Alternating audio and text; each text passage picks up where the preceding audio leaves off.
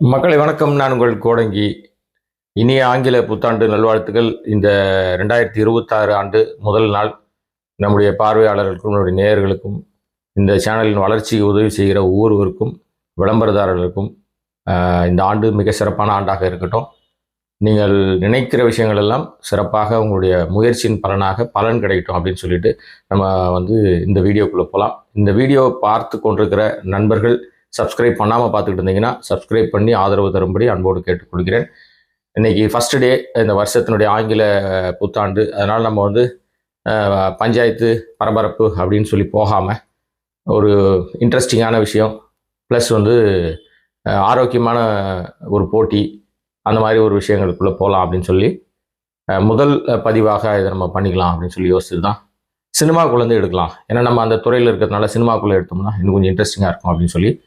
இப்போ சினிமா அப்படின்னு சொன்னாலே டக்குன்னு உங்கள் மைண்டுக்கெல்லாம் என்ன வரும் அப்படின்னா, ஏன்னா புது வருஷம் பிறந்த உடனே எல்லாருக்கும் மைண்டில் வர்றது ஜனநாயகன் வெயிட்டிங்கு, பராசக்தி வெயிட்டிங். இந்த 2 படம் தான் பரபரப்பாக பார்த்துக்கிட்டு இருக்காங்க. ஆல்ரெடி ஜனநாயகன் 9ஆம் தேதி, பராசக்தி 10ஆம் தேதி.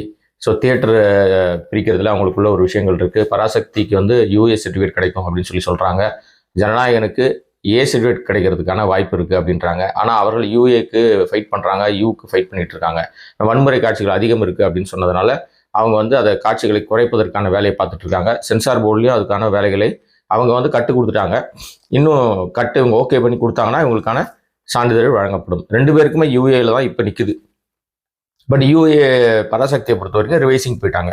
ரிவைசிங் கமிட்டியில் என்ன பிரச்சனை இருக்குது அப்படின்னா, ரிவைசிங் கமிட்டிக்கு ஏற்கனவே தலைவராக இருந்தது கௌதமி. அவங்க தான் ரிவைசிங் கமிட்டி தலைவராக இருந்தாங்க. பட் அங்கே வித்யாபாலன் இருந்தாங்க. இங்கே ரிவைசிங் கமிட்டியில் கௌதமி அதுலேருந்து அவங்க வெளியே வந்துட்டாங்க, ரிசைன் பண்ணிட்டு வெளில வந்துட்டாங்க. பிஜேபியிலும் அவங்க இல்லை. இப்போ அதிமுகவில் ஜாயின் பண்ணிட்டாங்க. ஸோ அவங்க இங்கே உள்ள ரிவைசிங் கமிட்டிக்கு தலைவரே இல்லாமல் இருக்குது. ஸோ இப்போ எல்லா படங்களும் இங்கே யாரும் ரிவைசிங் பார்க்கறதில்ல. ஒருவேளை சென்சாரில் ஏதோ பிரச்சனை சிக்கல் அப்படின்னு சொன்னால் எல்லாம் பாம்பே தான் போகிறாங்க. என்ன ரீசன்னா, அங்கே ஒரு ஐஏஎஸ் அதிகாரி தலைமையில் அங்கே ரிவைசிங் கமிட்டி ஒன்று இருக்குது. அவர்கள் எப்போ டைம் கிடைக்குதோ அப்போ தான் பார்த்து கொடுப்பாங்க. இதற்கு முந்தைய உதாரணம் என்ன சொல்லணும்னா, பேட் கேர்ள்னு சொல்லி ஒரு படம் வந்தது. நம்ம வெற்றிமாறனுடைய தயாரிப்பில் ஒரு படம் வந்தது. அதுவும் சென்சாரில் ஏகப்பட்ட கத்திரி போட்டிருந்தாங்க. ஆக்சுவலாக அது பெண்களுக்கு இடையிலான பெண்கள் அவர்கள் ஒருவர் தன்பால் ஈர்ப்பில் இருக்கிற ஒரு விஷயத்தில் அவங்க எப்படி இருக்காங்க அப்படின்ற மாதிரி ஒரு கதைக்கருவோடு வந்த படம் அது. அந்த படத்தை இது கலாச்சாரத்தை சீரழிக்குது, கெடுக்குது, உடுக்குதுன்னு சொல்லிட்டு அந்த படத்துக்கு இங்கே சென்சாரில் பயங்கரமாக கத்திரி போட்டாங்க. அதை எதிர்த்து வெற்றிமாறன் ரிவைசிங் போகிறேன், நான் நீங்கள் கொடுக்குறத கொடுங்க, நான் போய் அங்கே போய் பார்த்துக்கிறேன்னு சொல்லி ரிவைசிங் போயிட்டு அவர் ஏதோ ஒரு விஷயங்கள்லாம் பண்ணி அங்கேருந்து அவர் பாம்பே போய் தான் சர்டிஃபிகேட் வாங்கிட்டு வந்தார். பேட் கேர்ள் உங்களுக்கு எல்லாருக்கும் தெரியும். அது சமீபத்தில் வந்த படம். பெருசாக அது ஒன்றும் பெரிய லெவல் பேசு பொருளாக போகலை. ஆனால் அதோட சொல்ல வந்த விஷயம் ஒரு பரபரப்பை சர்ச்சையை ஏற்படுத்துச்சு. அதே மாதிரி தான் இப்போ பராசக்தியோட நிலைமையும் இருக்குது. பராசக்தி இப்போ இவங்க ஒரு 60 கட்டு 64 கட்டு கொடுத்துட்டாங்க. அவங்க அங்கே போயிருக்காங்க ரிவைசிங்கில் இப்போ பார்ப்பதற்கான நேரம் இல்லாமல் இருக்காங்கன்றாங்க. யூஏ சர்டிஃபிகேட் இப்போ வரைக்கும் அதற்கு வழங்கப்படலாம்னு ஒரு பேச்சு இருக்குது. ஓகே, எனிவே இப்போ பராசக்தி படத்துக்கு எவ்வளோ தியேட்டர்ஸ் வரும், ஜனநாயகனுக்கு எவ்வளோ தியேட்டர்ஸ் வரும்னா இப்போ நம்ம அறுதிட்டு சொல்ல முடியாது. எல்லாம் சொல்கிறாங்க 1000 தேட்டர் 2000 தேட்டர்லாம் சொல்லலாம். இருக்கிறதே 1200 சில்லற தான் ஸ்க்ரீன்ஸு. ஸோ அதில் எவ்வளோ இவங்க கொடுக்க போகிறாங்க அப்படின்னா, முதல் நாள் நிச்சயமாக பராசக்தி மட்டும் வராது. ஏன்னா ஜனநாயகன் மட்டும் வர்றதுனால ஜனநாயகன் மட்டும்தான் முதல் நாள் முதல் காட்சி. எல்லா தேட்டர்லையும் பெரும்பாலான 99% தேட்டர்ஸ் இவங்க தான் போடுவாங்க. அதே மாதிரி இன்னொரு படம் தெலுங்குல ஒரு படம் வருது. அந்த படத்துக்கு பெருசாலாம் கொடுக்க மாட்டாங்க. அது பொங்கலுக்கு தான் வருது. அதனால அது ரொம்ப குறைவான தியேட்டர்ஸ் தான் கிடைக்கும்னு வச்சுங்களேன். ஆனால் இந்த 2வது நாளே வரும்போது முன்னாடியே இவங்க முடிவு பண்ணிடுவாங்க. எப்போனா எனக்கு தெரிஞ்சு நான் தேட்டர் அதிபர்கிட்ட எல்லாம் பேசும்போது சொன்னது, திரையரங்க உரிமையாளர் சங்கத்தெல்லாம் நான் நண்பர்கள்லாம் இருக்காங்க, அவங்கள்ட்டலாம் பேசும்போது சொல்றது என்னன்னா, ஒரு 7ஆம் தேதி 8ஆம் தேதி தான் எங்களுக்கு நாங்கள் ஒரு கிளாரிட்டியாக வருவோம். 7ஆம் தேதி நைட்டு தெரிஞ்சிடும், யார் யாருக்கு என்ன கொடுக்க போகிறோம்னு தெரிஞ்சிடும். முதல் நாள் நீங்கள் சொன்ன மாதிரி 100 மேக்ஸிமம் தேட்டர்ஸ் நம்ம ஜனநாயகன் தான் ஆக்குவை பண்ணுவாங்க. மறுநாள் ஆட்டோமேட்டிக்காக அது அப்படியே பாதிக்கு பாதியாக கூட குறையும். ஷேரிங்கில் எவ்வளோ தூரம் யார் முன்னாடி வராங்க, யார் எவ்வளோ தூரம் தியேட்டர் உரிமையாளர்களுக்கும் விநியோகஸ்தருக்கும் எவ்வளோ தூரம் அவங்க ஒத்து போகிறாங்களோ அவங்களுக்கு அதிகமான தேட்டர்ஸ் தரும். இதில் விஜய் படம், சிவகார்த்தியின் படம்லாம் பார்க்க மாட்டோம். எங்களுக்கு எது லாபமாக இருக்கோ, மக்கள் எதுக்கு வரணும்னு ஆர்வப்படுறாங்களோ, ஏன்னா முதல் நாளே ஜனநாயகம் வந்துடுறதுனால அதோட ரிசல்ட் முன்னாடி தெரிஞ்சிடும். அப்போ பராசக்தியை பார்க்கும்போது அவங்களுக்கு தெரிஞ்சிடும். ஸோ அதனால அந்த அடிப்படையில் நாங்கள் தேட்டர்ஸ் ஒதுக்குமே தவிர ஆளை பார்த்தாலும் ஒதுக்குறது இல்லை அப்படின்னு சொல்லி அவங்க தரப்பு ரொம்ப கிளியர் கட்டாக இருக்காங்க. அக்ரிமெண்ட்டை பொறுத்து தான் இருக்குது. ரேஷியோ யாருக்கு எவ்வளோ 70-30 60-40 55-45 இந்த மாதிரி ஏதோ ஒரு ரேஷியோவில் அவங்க ஒத்து போகிற விஷயங்கள் தான் ஒத்து வரும்ன்றாங்க. ஓகே, அது வந்து 7ஆம் தேதி தான் தெரியும். ஸோ அது தெரிஞ்ச பிறகு தியேட்டர்ஸ் எவ்வளோ ஒதுக்குறாங்கன்றதெல்லாம் நம்ம நேயர்களுக்கு சொல்லலாம். இப்போ ஆடியோ லான்ச்சில் அதுவும் ஒரு பரபரப்பை கிரியேட் பண்ணிருக்கு. ஏன்னா மலேசியாவில் ஒரு ஜனநாயகன் ஆடியோ லான்ச் பண்ணாரு. அது என்னுடைய கடைசி படம் நாங்கள் சொல்லி ஒரு சிம்பத்தி கிரியேட் பண்ணாரு. அது இங்கே எடுபடுமான்றத ரிலீஸில் தான் தெரியும். அந்த ஆடியோ லான்ச் அங்கே ஷூட் பண்ணாலும் அங்கே எல்லாருமே செல்போனில் பார்த்துட்டாங்க. நிறைய பேர் போட்டாங்க. விஜய் என்ன பேசினாரு தெரியும், எச் வினோத் என்ன பேசினாரு தெரியும், நாசர் என்ன பேசினாரு தெரியும், கலந்துக்கிட்ட எல்லாரும் என்னென்ன பேசினாங்கலாம் தெரியும். அது கிளாரிட்டி இல்லாமல் அவங்கவுங்க செல்ஃபோன்லேயும் சமூக வலைதளங்களெல்லாம் அந்த வீடியோலாம் வைரல் ஆயிடுச்சு. யூஸ்வலாக இந்த மாதிரி ஆடியோ லான்ச்லாம் பண்ணும்போது நீங்கள் செல்ஃபோனில் ஃபோட்டோ எடுக்காதீங்க, வீடியோவில் போடாதீங்க, போட்டால் காப்பிரைட் அடிப்போம் அப்படிலாம் சொல்லுவாங்க. இது அப்படி எதுவும் பண்ண மாதிரி தெரியல. எல்லாரும் போட்டாங்க, நீங்களும் பார்த்துருப்பீங்க, நானும் அது நிறைய விஷயம் அதை பற்றி பேசிட்டோம் நம்ம. ஆனால் அது ப்ராப்பராக ஒரு சேனலுக்கு விற்றுருக்காங்கன்னு சொல்கிறாங்க. அந்த சேனல் G5 அவங்க அவங்க தான் இதை என்ன பண்ண போகிறாங்கன்னா டெலிகாஸ்ட் பண்ண போகிறாங்க. எப்போ பண்ண போகிறாங்க அப்படின்னா 4ஆம் தேதி பண்ண போகிறாங்க. 4ஆம் தேதி அது எல்லார் வீடுகள்லையும் டிவியில் அது வரப்போகுது. Audio launch, Jananayagan audio launch. So அந்த டைமில் அது எவ்வளோ டிஆர்பி ஏறப்போகுது அப்படின்றத நம்ம ஏன்னா ஆல்ரெடி பார்த்துட்டதுனால திருப்பி அந்த மக்கள் எவ்வளோ தூரம் அதுக்கு ஆர்வமாக பார்ப்பாங்க. அவர் பேசுனதுதான் தெரிஞ்சு போச்சு. இப்போ நீங்கள் மூடி வச்சுருந்தீங்கன்னா தான் என்ன பேச போகிறா தெரியலன்னா தான் ஒரு ஆர்வமாக பார்ப்பாங்க. இது ஏற்கனவே என்னென்ன பேசினாரு, என்ன பண்ணாரு, இதெல்லாம் தெரிஞ்சதுனால எவ்வளோ தூரம் டிஆர்பியில் அது டாப்பில் இருக்குமா இருக்காதா. ஏன்னா கலை நிகழ்ச்சியில் நம்ம பார்க்கல, அங்கே என்ன பாடினாங்க, என்னென்ன பாட்டு பாடினாங்க, அதெல்லாம் நம்ம பெருசாக ஏன்னா அது போட்டால் காப்பிரைட் கண்டிப்பாக அடிச்சிருப்பாங்க. பேச்சு தான் அடிக்க முடியாது, அதை அடிச்சிருப்பாங்க. அடிக்க முடியாதுன்னு இல்லை, அடிக்கலை, ஏதோ விட்டுட்டாங்க. ஸோ அந்த வகையில் பார்த்தீங்கன்னா இப்போ 4ஆம் தேதி அது இருக்குது. இதுக்கு இடையிலே ஏற்கனவே கிளாஷ், சிவகார்த்திகனுக்கும் விஜய்க்கும் ஏதோ கிளாஷ் மாதிரியே ஒரு கும்பல் உருட்டி தெரியுது. நான் பூரா விஜய் கிட்ட வாங்கி தின்ற அது இணைய கூலி, இவன் மற்றவனை சொல்லிட்டு இருப்பான் இணைய கூலின்னு. இது ஒரு டீமாக எல்லாம் சொல்கிறான். ஒருத்தன் எல்லாருக்கும் 50,000 ரூபா காசு கொடுத்தாங்க. ஏன்னா இவன் வாங்கி சாப்பிட்றவனுக்கு தானே தெரியும் எங்கே எவ்வளோ காசு கொடுப்பாங்கன்னு சொல்லிட்டு வாங்கி தின்னுபிட்டு, அதுவும் முட்டு கொடுக்குறது இல்லையா, விஜய்க்கு சாதகமாக முட்டு கொடுக்குறதுக்கு வேற ஒரு நடிகர்கிட்ட பணம் வாங்கிட்டாங்க குற்றச்சாட்டு. நம்ம சொல்லலைங்க, இணையம் முழுக்க பரவி போச்சு. அவங்க கொடுக்குற முட்டுல பார்த்தீங்கன்னா பச்சையா தெரியுதுடா, நீங்க கொடுக்குற முட்டு அப்படிலாம் கொடுக்காதீங்கடா அப்படின்னு சொல்ற மாதிரி இருக்கு. நம்ம யாரையும் தனிப்பட்ட விதத்துல சொல்றது இல்லைன்னு வச்சுங்களேன். உங்க பார்வைக்கு விட்டுறோம், எவன் எப்படி பேசுறான், உண்மையா பொய்யா அப்படின்னு நீங்களே எஜமானர்கள், நீங்க தான் தீர்மானிக்கிற சக்திகள். அந்த மாதிரி விஜய்க்கு முட்டு கொடுக்குற கும்பல் சிவகார்த்திகேயன் ஏதோ பணம் கொடுத்து பயங்கரமா பிராபகண்டா பண்றாரு. அதை தாண்டி பராசக்தியை பற்றி இப்போ எல்லாருக்கும் தெரிஞ்சிருச்சு. அந்த கண்காட்சி எல்லா ஊர்லேயும் வரப்போகுது, மதுரையில் வரப்போகுது, திருச்சியில் வரப்போகுது, கோயம்புத்தூர் வரப்போகுதுன்னு இப்படி பல இடங்கள்ல அது பெரிய வரவேற்பை பெற்று அது போயிட்டு இருக்கு. இப்போ ஆடியோ லான்ச்லையும் ஒருபடி முந்தி கொள்கிறது பராசக்தின்னு தான் சொல்றாங்க. ஏன்னா பராசக்தி 3ஆம் தேதி ஒரு தனியார் கல்லூரியில், சென்னையை ஒட்டி இருக்கிற ஒரு தனியார் கல்லூரியில் ஆடியோ லான்ச் பண்ணுறாங்க. அந்த ஆடியோ லான்ச்சில் ஏற்கனவே சொன்ன மாதிரி ரஜினியும் கமலும் வரலாம் என்று சொல்லப்படுகிறது. எவ்வளோ தூரம் உண்மைன்னு நமக்கு தெரியல, ஒரு தகவல். ஆனால் நம்ம ஆகாஷ் பாஸ்கர் அவர்கிட்ட நம்ம விசாரிக்கும் போது, நண்பர்கள் மூலமாக விசாரிக்கும் போது என்னன்னா, இல்லை சார், அப்படி இப்போ வரைக்கும் எந்த திட்டமும் இல்லை சார். ஆனால் யார் வருவாங்க, யார் போவாங்கன்றதை நம்ம இப்போ சொல்ல முடியாது சார். ஸோ அது ஏதோ சொல்லிட்டு இருக்காங்க சார். எங்களுக்கு யார் வந்தாலும் மகிழ்ச்சி தானே சார். நாங்கள் படத்தை கொண்டு போய் மக்கள்கிட்ட சேர்க்குறோம். நாங்கள் படம் பார்த்துட்டோம், எங்களுக்கு பிடிச்சிருக்கு, மக்கள்கிட்ட கொடுக்க போகிறோம், மக்கள் அதை பார்த்துட்டு கொண்டாட போகிறாங்க. இதில் கிளாஷ் என்ன சார் கிளாஷ் வேண்டியிருக்கு? பொங்கல் டைம்லாம் பார்த்தீங்கன்னா எத்தனையோ படம் வந்திருக்கு, நிறைய ஹீரோக்கள் படம் 4-5 படம் வந்திருக்கு. எல்லாருமே எல்லா படத்தையும் கொண்டாட தானே செஞ்சாங்க. இப்போ ஏதோ தேவையில்லாத ஒரு சர்ச்சையை உருவாக்கிட்டு இருக்காங்க. நாங்கள் எந்த சர்ச்சைக்குள்ளும் சிக்க விரும்பல. இது நாங்கள் டிப்பிக்கலாக ஒரு படம் பண்ணியிருக்கோம், அதை மக்கள்கிட்ட கொடுக்குறோம் அப்படின்னு அவர் ரொம்ப தெளிவாக கிளாரிட்டியாக இருக்கார். இதே தெளிவு தான் படத்தினுடைய இயக்குனர் சுதா கோங்கராவும் சொல்கிறாங்க. இங்கே சிவகார்த்திகேயன் இதில் எங்கேயுமே உள்ள வரவே இல்லை. சம்மந்தமே இல்லாத சிவகார்த்திகேயனை தேர் வைத்து தெருவில் விடுற மாதிரி சிவகார்த்திகேயனை சொன்னிட்டே இருக்கிறது ஒரு கும்பலுக்கு வேலையாக போச்சு. அது யாருன்னா உங்களுக்கு நல்லாவே தெரியும் அந்த கும்பலை பற்றி. சரி, அதனால் கும்பலை பற்றி பேசி 1ஆம் தேதி எதுவுமா நம்ம வாயால் தேவையில்லாத கதை பேசுறது, சரிங்களா? ஓகே, அதனால இப்போ 3ஆம் தேதி அந்த ஆடியோ வெளியிட போகிறாங்க. அதை ஒரு தனியார் சேனல் லைவ் பண்ண போகிறாங்க. என்ன பிரச்சனைனா, இந்த படம் லைவ்ல வந்தது அப்படின்னு சொன்னால் அதை பார்ப்பதற்கு ஒரு டிஆர்பி ரேட்டிங் இருக்கும்ல. இப்போ என்னன்னா கிளாஷ், இது கிளாஷாக தான் மாற்றுவாங்க. 3ஆம் தேதி பராசக்தி லைவ் வருதுன்னு வச்சுங்களேன், எல்லாரும் அதை பார்ப்பாங்க. ஏன்னா அது புது கண்டென்ட். அங்கே என்ன நடக்க போகுதுன்னு யாருக்கும் தெரியாது. 4ஆம் தேதி ஜனநாயகன் ஒரு டிவியில் வருது. ஆனால் ஜனநாயகனை பற்றி எல்லாருக்கும் எல்லாம் தெரிஞ்சிருச்சு. ஸோ இங்கேயே உங்களுக்கு அந்த டிஆர்பி ரேட்டிங்கில் குறைவாக இருந்தால் அது அவர்களுக்கு வீக்காக மாறி போயிடும். ஓகே, எனிவே இது ஆடியோவோட பஞ்சாயத்து. அடுத்தடுத்து நாள் முந்திக் கொள்கிறது பராசக்தி. ரிலீஸ்ல ஜனநாயகன் முந்திக்குது, 9ஆம் தேதி வந்துடுது. ஸோ இது இப்படி போயிட்டு இருக்கு இல்லையா? இடையில என்ன ஆச்சு அப்படின்னு சொன்னா, இப்போ நம்ம முன்னாடியே சொன்ன மாதிரி இந்த பொங்கல் ரேஸ்ல ரேஸ்னாவே கண்டிப்பா ஒருத்தர் அங்க இடம் பிடிப்பாரு, ரேஸ் உங்க எல்லாருக்கும் தெரியும். ரேஸ் நாயகன் அப்படின்னு சொன்னா நம்முடைய அஜித் அவர்கள் தான். தல அஜித் அவர்கள் வந்து இப்ப ரேஸ்ல பொங்கல் ரேஸ்லயும் உள்ள நுழைய போறாரோ அப்படின்னு வந்து ஒரு எதிர்பார்ப்பை ஒரு ஒரு ஒரு ஒரு பல்ஸ் எகிர விட்டுருக்குது அந்த ஒரு ஒரு நிறுவனம். நேற்றுக்கு அவங்க வந்து என்ன பண்ணியிருக்காங்கன்னா, எக்ஸ் தளத்துல ஒரு சின்ன குட்டி ஒரு வீடியோ ஒன்று, எதுவுமே அனௌன்ஸ்மெண்ட்லாம் கிடையாது, எதுவுமே கிடையாது, ஸ்டே டியூன் அப்படின்னு சொல்லி போட்டுட்டு ஒரு வீடியோ மட்டும், ஒரு கார் பறந்து வந்து அப்படியே எகிரி குதியுது. அந்த சீனை நீங்க எல்லாம் பார்த்துருப்பீங்க. அது எந்த சீன், வேற ஒன்றும் இல்லைங்க, மங்காத்தா தாங்க. மங்காத்தா ரீரிலீஸ் ஆக போது ஜனவரி 22 போல அது வரப்போகுது அப்படின்ற மாதிரி ஒரு தகவல் இருந்துச்சு முன்னாடி. ஆனா இப்போ வந்து அவங்க வந்து என்னத்துக்கு 22 வரைக்கும் வெயிட் பண்ணணும், களத்துல இறக்கடா பாத்துக்கலாம்னு சொல்லி பொங்கல் ரேஸ்லயே வரும்டா நம்ம அப்படின்னு சொல்லி போஸ்ட்போன் ஆனது. பராசக்தி 14 வர்றதா இருந்து 10 வருது இல்லையா? ஸோ 14 வந்து மங்காத்தாவை இறக்கலாமான்னு ஒரு டிஸ்கஷன் ஓடிக்கிட்டு இருக்கான் இப்ப. அப்ப என்னன்னா, ஆரோக்கியமா வந்து பாத்தீங்கன்னா பொங்கல் கொண்டாட்டம் ரசிகர்களுக்கு, எல்லா தரப்பு ரசிகர்களுக்கும் 3 படம் வருது பெரிய. இப்ப மங்காத்தா பத்தி நீங்க வந்து ஏற்கனவே பார்த்துட்டீங்க. கடந்த ஆண்டு ரிலீஸ் ஆச்சு, அதுக்கு முன்னாடி ஆண்டு ஆச்சு. ரீரிலீஸ் எப்போ ஆனாலும் அஜித் ரசிகர்கள் மங்காத்தாவை கொண்டாடிட்டே தான் இருக்காங்க.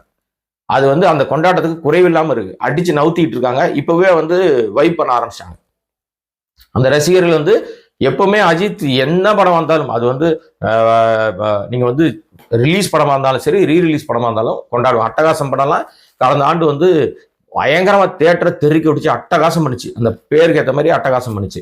இப்போ வந்து இந்த படத்தை ரீரிலீஸ் பண்ணுவதற்கு அந்த நிறுவனம் சன் பிக்சர்ஸ் தான், அவங்க தான் வச்சிருக்காங்க. அதை அவங்க வந்து ஒரு எக்ஸ் தளத்துல ஒரு பதிவு போட்டாங்க. அது தீப்பத்தி எரியுது. இப்போ வரப்போறா தெரியலன்னு. ஆனா எனக்கு தெரிஞ்ச வரைக்கும் அது வந்து 14 கொண்டு வந்துடலாமா அப்படின்னு சொல்லி முடிவு பண்றாங்களா. இது என்ன பிரச்சனை அப்படின்னு சொன்னா, நீங்க ஜனநாயகனுக்கு பராசக்தி வந்து மோதுதுன்னு ஒரு பஞ்சாயத்தை கூட்டிட்டு இருக்காங்க. இப்போ தியேட்டரை குறைக்கிறாங்க, என்னுடைய வசூலை பாதிக்குது, என்னுடைய வசூலை பிரச்சனை பண்றாங்க அப்படின்னு சொல்லி ஒரு 7.5 கூட்டிட்டு இருந்தாங்களே. இப்போ வந்து போதா வரைக்கும் அஜித்தும் உள்ள வந்துடுறாரு. ஏற்கனவே நண்பர் அஜித்னு சொல்லி அஜித் ரசிகர்களை வளைப்பதற்காக ஒரு சீப்பான கேவலமான ஒரு வேலையை வந்து ஜனநாயகன் ஆடியோ லான்ச்ல விஜய் பண்ணாரு. அங்க போய் வந்து என்னுடைய நண்பர் அஜித் அப்படின்னு சொல்லி மலேசியால ஒரு படம் எடுத்தாரு, மலேசியாவே வந்து அஜித் ஞாபகம் தான் வருது, அவர் படம் எடுத்தது தான் ஞாபகம் வருதுன்னு சொல்லி சொன்னாரு. அங்க மலேசியாவே அஜித் ஞாபகம் வந்தாலும் இன்னொருத்தர் கண்டிப்பா ஞாபகம் வந்தே ஆகணும். நம்ம ஏற்கனவே சொன்ன மாதிரி சூப்பர் ஸ்டார் ரஜினிகாந்த் ஞாபகம் வரலன்னா மலேசியாவை வந்து நீங்க எப்படி ஞாபகம் வச்சிருப்பீங்க? அங்க அவர் எடுத்த படம் வந்து அவ்வளவு பரபரப்பாக பேசப்பட்ட படம். அப்போ முழுக்க மலேசியாலே ஷூட் பண்ணப்பட்ட படம். பாதிக்கு மேக்சிமம் காட்சிகள் அங்கதான் எடுக்கப்பட்ட படம். அப்போ நீங்க அதை சொல்வதற்கு, ரஜினிகாந்த் பேரை சொல்வதற்கு, சூப்பர் ஸ்டார் பேரை சொல்வதற்கு கூட உங்களுக்கு பயம்தான் எடுத்துக்கணும். ஏன்னா வந்து அவர் பேரை சொன்னா எங்க நமக்கு செல்வாக்கு குறைஞ்சிடும், நாம் அவரோட பெரிய ஆளுன்னு சொல்லிட்டு திரியிறோமே அப்படின்னு சொல்லி கேவலமான ஒரு புத்தி இருக்கிறதுனால தான் அஜித் பேரை சொல்லி அஜித் ரசிகர்களை வளைக்கிறதுக்கு பிளான் போடுது. அஜித் ரசிகர் தெளிவா இருக்காங்க. வாடி மாப்பிள்ள எங்களுக்கு குட் பேட் அக்லி வரும்போது, எங்களுடைய படங்கள்லாம் வரும்போது நீங்க எப்படி வந்து 7.5 கூட்டிட்டு இருந்தீங்களோ இப்போ எங்கிட்டான்னு நாங்க வச்சு செய்வோம்னு சொல்லி முடிவு பண்ணிட்டாங்க. சோசியல் மீடியால இப்பவே தெரிக்க விட்டுட்டு இருக்காங்கன்னு வச்சுங்களேன். இன்னொரு விஷயம் என்ன அப்படின்னு சொன்னா, கடந்த ஆண்டு குட் பேட் அக்லி வந்துச்சு. அது வந்து கடந்த ஆண்டினுடைய மிகச்சிறந்த வசூல் படம் அப்படின்னு சொல்லி தியேட்டர் உரிமையாளர்கள்லாம் சொல்றாங்க. படத்தின் மீது வந்து உண்மையிலேயே வந்து ஒரு சின்ன மாறுபட்ட கருத்து இருந்தா கூட அந்த படம் வந்து வசூல் ரீதியாக மிகப்பெரிய வசூலை பெற்ற படம். அதுல எந்த மாற்றமும் இல்லைன்னு வச்சுங்களேன். அந்த படம் வந்தப்போ அந்த படத்தினுடைய அது கூடவே வந்து நானும் ரீரிலீஸ் பண்ணுவேன்னு சொல்லி ஒருத்தர் உள்ள வந்தார். அவர் வேற யாரும் இல்லை, சச்சின். விஜயனுடைய படம் சச்சின் வந்து அந்த டைம்ல தான் ரிலீஸ் பண்ணப்பட்டுச்சு. ஆனா சச்சின் பெருசா போகல, ரிலீஸ் பண்ண காலத்திலே பெருசா போல. அதாங்க பெரிய ஹைலைட்டு. ஏன்னா நான் வந்து அதோட ஷூட்டிங் டைம்ல ஊட்டிக்கு போயிருந்தேன். அவங்க வந்து இங்க பத்திரிகையாளர்கள்லாம் ஊட்டிக்கு கூப்பிட்டு போயிருந்தாங்க. சச்சினுடைய இந்த பாடல் காட்சி படமாக்கும் போது நாங்கள் அங்கே செய்தி அப்பெல்லாம் வந்து அந்த மாதிரி தான் டீமா இங்கேருந்து வந்து ஒரு படப்பிடிப்பு தளத்துக்கும் வந்து கூப்பிட்டு போவாங்க. சென்னையில் இருக்கவங்க வந்து கொடைக்கானல், ஊட்டி, பொள்ளாச்சி அப்படின்னு சொல்லி எங்கெல்லாம் ஷூட்டிங் நடந்துகிட்டு இருக்கோ, பிரபலங்களுடைய படங்கள் இருக்குது, அங்கேருந்து இங்கேருந்து ஒரு செட்டப். இப்போ அப்போல்லாம் இந்த மாதிரி சோசியல் மீடியாலாம் கிடையாது. நாங்கள் போய் செய்தியெல்லாம் எடுத்துகிட்டு ஒரு நடிகர் நடிகையெல்லாம் பார்த்து அவங்களுடைய பேசுறதெல்லாம் இன்டர்வியூ எடுத்துகிட்டு வந்து நாங்கள் பணியாற்றுகிற பேப்பர்லையோ புத்தகத்திலையோ போடுவோம். அப்போல்லாம் இணையதளம் கிடையாது, ஒன்றுமே கிடையாது. அப்போல்லாம் சோசியல் மீடியாவே கிடையாது. டிவி இருக்கும், அதை விட்டா பேப்பர் புக்கு தான் இருக்கும். அந்த மாதிரி காலகட்டத்தில் நாங்கள் போய் அங்கே வந்து அந்த நினைவுகள்லாம் இப்போ சச்சின் அப்படின்னு சொன்னால் அந்த நினைவுகள்லாம் நமக்கு வருதுன்னு வச்சுங்களேன். ஸோ அது அந்த மாதிரியான ஆரோக்கியமான சூழல்லாம் இப்போ இல்லை. எல்லாம் பூரா சோசியல் மீடியா அடிச்சு நவுத்திக்கிட்டு இருக்காங்க, தப்பா கமெண்ட் போட்டு சண்டை போட்டுட்டு இருக்காங்க. அது ஒரு பக்கம் வந்து மோசமான நிலைமைக்கு தள்ளப்பட்டாலும் இன்னொரு பக்கம் வந்து அறிவியல் வளர்ச்சியை எடுத்துக்க வேண்டியதுதான் அப்படின்ற மாதிரி நம்மளும் கடந்து போயிட்டே இருக்கோம்னு வச்சுங்களேன். இப்போ அந்த டைம் நீங்க குட் பேட் அக்லி வரும்போது சச்சினை கொண்டு வந்ததுனால இன்னும் அஜித் ரசிகர்கள் கோபம் ஆயிட்டாங்க. அவங்களுக்கு வந்து நீங்க பண்ணாது சரி, நாங்க பண்ண தப்பா?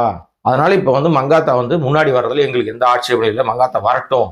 வந்து நாங்க யாருன்னு காமிக்கிறோம் அப்படின்னோடனே, இப்போ ஜனநாயகம் தரப்பு ஆடி போயிருக்கு. பதட்டம் எடுத்திருக்காங்க. ஏன்னா ஏற்கனவே வந்து தியேட்டர்கள் வந்து 10ஆம் தேதி 2ஆ உடையுது. பாதி பாதியா உடையுது. அப்போ பாதி பாதியா உடைஞ்சு 2, 3 நாள்லயே மறுபடியும் அஜித் என்கிற இன்னொரு மிகப்பெரிய ஆளுமை உள்ள வந்தாருன்னா, அவருக்கு ஒரு தியேட்டர் ஒதுக்குவாங்க. என்னதான் ரீ ரிலீஸா இருந்தாலும் அதுக்கு ஒரு ஆடியன்ஸ் இருப்பாங்க. அதற்கு ஒரு தியேட்டர்ஸ் செட் ஆஃப் தியேட்டர்ஸ் ஒதுக்குவாங்க. அப்போ ஆட்டோமேட்டிக்கா வசூல் வந்து இன்னும் குறையும் ஜனநாயகனுக்கு. இவங்க வந்து என்ன நினைச்சாங்கன்னா, நம்ம சோலோ வருவோம். ஒரு 5 நாளைக்கு வந்து நம்மள யாருமே டச் பண்ண முடியாது. 9ஆம் தேதியிலிருந்து 14ஆம் தேதி வரைக்கும் நம்முடைய மொத்தமா எடுத்து அடிச்சு நவுத்தி ஒரு பெரிய வசூல் வந்துருச்சுன்னு நம்ம சொல்லி நம்ம ரெக்கார்டை பிரேக் பண்ணிடலாம். இல்லாத பொல்லாத அள்ளி விட்டுக்கலாம். ஏன்னா 200 டிக்கெட்டை 2000 விற்கிற பழக்கம் உள்ளவர் இல்லையா. வசூல் ஒரே நாள் முதல் நாள்ல 180 கோடி, 160 கோடி, 170 கோடின்னு ஏதோ ஒரு பிட்டை போட்டு இப்ப ரெடி பண்ணி வச்சுட்டு இருப்பாங்க. இதெல்லாம் என்ன சொல்றது, போட்டோ கார்டெலாம் ரெடி பண்ணி வச்சிருப்பாங்க. அது இணையத்துல தெரிக்க வர்றதுக்கு வைப் பண்றதுக்குலாம் ரெடி பண்ணி வச்சிருப்பாங்க. இதுக்கு முட்டுக்கட்டை போடுற மாதிரி ஒரு பக்கம் பராசக்தி, இன்னொரு பக்கம் மங்காத்தா, இதெல்லாம் வர ஆரம்பிச்ச உடனே தெலுங்கு படம் போதாவரைக்கும் ஒரு தெலுங்கு படம் இதெல்லாம் வந்த உடனே ஜனநாயக வசூல் வந்து குறைஞ்சிரும்னு அவங்க பயப்படுறாங்க. ஆனா வேற வழியே இல்லை. நீங்க வந்து களத்துல வந்து 4 பேரோட சேர்ந்து ஓடி ஜெயிக்கிறது தாங்க வந்து ஒரு வெற்றி, ஆரோக்கியமான வெற்றியா பார்க்கப்படுறோம். இதுல வந்து அவங்க எனக்கு ஏன் கூட ஓடி வராங்க, நான் தனியா ஓடி ஜெயிச்சிருப்பேன்னா, தனியா ஓடி ஜெயிக்கிறது வெற்றியே கிடையாதுங்க. இது எப்போ அவர் புரிஞ்சுப்பாருன்னு தெரியல. எல்லாம் அவர் வந்தாருன்னா எல்லாரும் ஒதுங்கிடணும். இது என்ன மாதிரியான மனநிலை? சில பேர் இருக்காங்க, அதான் இந்த சொல்றேன் எண்ணெய் கூலி கும்பல், எவ்வளவு பெரிய ஆளு, ரஜினி படத்தோட சிவகார்த்தியை மோதுவாரா அப்படின்னு கேட்கறாங்க. அட மறமாட்டீங்களா, ரஜினி படத்தோட மோதக்கூடாதுன்னா சட்டமா? அப்பெல்லாம் ரஜினி எங்கேயுமே வந்து யோசிக்கிறதே கிடையாதுங்க. மக்கள் ரஜினி படம் நல்லா இருந்தா கொண்டாடுவாங்க. இப்ப படையப்பா ரீ ரிலீஸ் ஆச்சு. அது ரீ ரிலீஸ் ஆன காலகட்டத்தில் எத்தனையோ புது படங்கள் வந்து ரிலீஸ் பண்ணாங்க, ஓடலையே, போகலையே. படையப்பாவுடைய வசூல் முன்னாடி வந்து 25 வருஷம் கழிச்சு வந்த படையப்பா முன்னாடி கூட நிக்க முடியலையே நிறைய படங்களால. அதுவும் புதிய படங்களா வர படங்கள் நிக்க முடியல. அதனால சும்மா எல்லாம் தேவையில்லாம வாய் புளிச்சது மாங்காய் புளிச்சதெல்லாம் பேசக்கூடாது. அதுவும் இவர் வந்தா அவர் வரக்கூடாது, இவர் வந்தா அவர் வரக்கூடாது. இதே விஜய் வளர்ந்து வருகிற காலகட்டத்தில் அவரை ஏற்றி ஏனியாக நின்றவர் வந்து விஜயகாந்த். விஜயகாந்த் எத்தனையோ விஜயகாந்த் படத்துக்கு முன்னாடி அவர் வரும்போது அவர் ரிலீஸ் நேரத்தில் விஜய் படமும் போட்டிக்கு வந்திருக்குது. ஏற்றி விட்ட ஏனியை நீ எட்டி உதைக்கிறது என்ன எந்த விதத்துல நியாயம்? வருஷப்படுத்தணும்னு அவ்வளவு படங்கள் இருக்கு. நீங்க டேட்டா எடுத்து பாருங்க, இணையத்தை தட்டி பார்த்தீங்கன்னா அவ்வளவு விஷயம் வரும். அத்தனை விஜயகாந்த் படத்தோட போட்டிக்கு மோதிய படம் விஜய் படங்கள்லாம். அப்பெல்லாம் விஜய் வந்து விஜய் ரசிகர்கள் சும்மா தானே இருந்தாங்க. உங்களுக்கு வந்தா இது, மற்றவங்களுக்கு வந்தா என்னங்க இது அநியாயமா இருக்கு. அதனால இது வந்து ஆரோக்கியமான விஷயம் தான். நீங்க வந்து ஒரு ரேஸ் அப்படின்னு சொன்னீங்கன்னாவே ஒரு 4 பேர் ஒன்றுக்கு மேற்பட்டவர்கள் இருந்தால் தான் அதுக்கு பேர் ரேஸ். தனியா ஓடினீங்கன்னா அது எவன் தனியா நீங்களே சிரிச்சுப்பீங்களா? தனியா நீங்களே நின்று எல்லாம் பண்ணிப்பீங்களா? கூட இருந்தால் தாங்க வெற்றி வந்து ஒரு ஆரோக்கியமா சண்டை போட்டு ஜெயிக்கணும். மல்யுத்தத்துல வந்து எதிராளி இருந்தாதான் காத்திலேயே கம்பு சுத்திட்டு இருக்க முடியுமா? இதைத்தான் வந்து விஜய் தரப்பு செய்யணும்னு ஆசைப்படுது. ஏன்னா அவங்க கற்பனை உலகத்திலே வாழறாங்க. முதலமைச்சர் ஆகிட்டோன்னே வாழ்ந்துகிட்டு இருக்காரு, முதலமைச்சராகவே வாழ்ந்துகிட்டு இருக்காரு. அவர் கூட இருக்கிற மங்குனி கும்பலும் அதே தான் நினைச்சுக்கிட்டு இருக்குது. அவரை உசுப்பேத்திக்கிட்டே இருக்குது. கடைசியில எடுத்துன்னு போய் டெல்லியில எடுத்துன்னு போய் மாட்டி விடுதுங்க. என்ன நடக்க போகுதுன்னு தெரியல அந்த கரூர் மேட்டர்ல வச்சுங்களேன். இதுக்கு இடையில வந்து இந்த சர்ச்சைகளுக்கு இடையிலேயே இந்த படம் அடுத்தடுத்து படங்கள் வர்றதுனால ஜனநாயக வசூல் வந்து கடுமையாக பாதிக்கப்படும்ன்றதுல மட்டும் மாற்று கருத்தே கிடையாது. பொறுத்திருப்போம். இன்னும் வந்து ஒரு 8 நாள் இருக்கு ஜனநாயகன் பார்வைக்கு, 9 நாள் இருக்கு பராசக்தி பார்வைக்கு. ஆல்ரெடி மங்காத்தா நம்மலாம் பார்த்துட்டோம். இருந்தாலும் அந்த படத்தினுடைய அந்த வைப் வந்து நிச்சயமா குறைய போறதே கிடையாது. மங்காத்தா பார்ட் 2 வந்தா கூட வந்து கொண்டாட்டம் வந்து ஒரு என்ன சொல்றதுன்னா, பார்ட் 2ல பார்ட் 3 பார்ட் 4 என்ன எடுத்தாலும் அஜித் ரசிகர்களுக்கு இல்லாம அஜித்துடைய அந்த ஸ்டைலிஷான விஷயங்களுக்கு அவர் எடுக்கிற கதைகள் எப்படி வந்தாலும் அதை வந்து கொண்டாட தான் செய்யறாங்க. சில நேரங்களில் படங்கள் ஒரு முன்ன பின்ன இருந்தா கூட இப்பெல்லாம் அஜித்துக்குன்ற இருக்கிற ஃபேன்ஸ் ஃபாலோயர்ஸ் வந்து எல்லா தரப்பு மக்களும் வந்துட்டாங்க உள்ள. ஏன்னா அவருடைய செய்கைகள், அவருடைய அந்த பேச்சு, மக்கள் மீதான அக்கறை இப்படின்னு பல விஷயங்கள் வந்து அவருக்கான ரசிகர் பலத்தை கூட்டுது, குறைக்கவே இல்லை.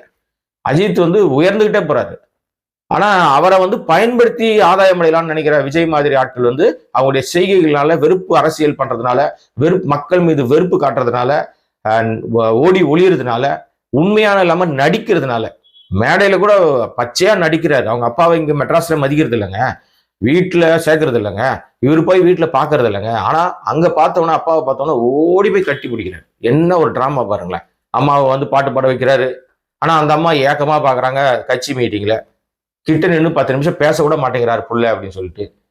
இதெல்லாம் பூரா செட் ப்ராப்பர்ட்டியாக பயன்படுத்துகிற ஒரே நபர் வந்து விஜய் தான். அப்பா அம்மாவை கூட சினிமாவில் செட் ப்ராப்பர்ட்டியாக பார்க்கக்கூடிய ஆள். எனிவே நம்ம வந்து இதுதான் இப்போ கிடைத்திருக்கிற தகவல். பார்ப்போம் சென்சாரில் என்ன சர்டிஃபிகேட் வாங்க போகுது. ஆல் கிளாஸ் ஆடியன்ஸ்க்கான சர்டிஃபிகேட் வாங்க போதா, யூஏ வாங்க போதா, ஏ வாங்க போதா. இந்த ரெண்டு படங்கள்ல பராசக்தி யூஏ தான் அப்படின்ற மாதிரி தான் இப்போ வரைக்கும் இருக்கு. பொறுத்திருப்போம். வேறு ஏதோ தகவல் இருந்ததுன்னா உங்களை சந்திக்கிறேன். இனிய புத்தாண்டு நல்வாழ்த்துக்களை மறுபடியும் தெரிவிச்சுக்கிறேன். சப்ஸ்கிரைப் பண்ணாமல் பார்த்து கொண்டிருக்கிற என் அன்பு நண்பர்கள் சப்ஸ்கிரைப் பண்ணிட்டு பார்த்தீங்கன்னா இந்த சேனலுடைய வளர்ச்சிக்கு பெரிதும் உதவியாக இருக்கும். நன்றி.